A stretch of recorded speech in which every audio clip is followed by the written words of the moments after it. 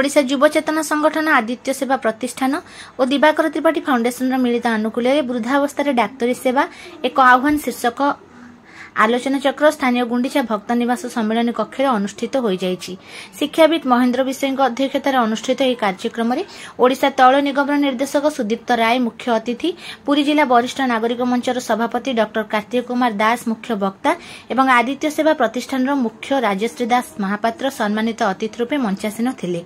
प्रारंभ में संगठन मुख्य आवाहक एडवोकेट देवाशीष दास आलोचनार आभिमुख्य संपर्क में अवतरण करने संगे संगे अतिथि मानक स्वागत करथिले। केंद्र सरकार कौशल योजना अंतर्गत अटल वय योजना माध्यम राज्य में वृद्धावस्था हाथ पाहांतार डाक्तरी सेवा जेभली उपलब्ध हो पारिबो से दिगरे राज्य सरकार ध्यान देवाक आलोचना चक्र में गुरुत्वारोप करा जायथिला। वयस्क व्यक्ति माने परिणति बयस में जेभली सेवा जत्न पाई परिबे सेथिपई पिलामाने सचेतन हेबाकू अतिथि माने परामर्श देइथिले। एही अवसर में विद्यालय और महाविद्यालय स्तरीय प्रबंध प्रतियोगिता कृति प्रतियोगी मानक पुरस्कार प्रदान करा जायथिला।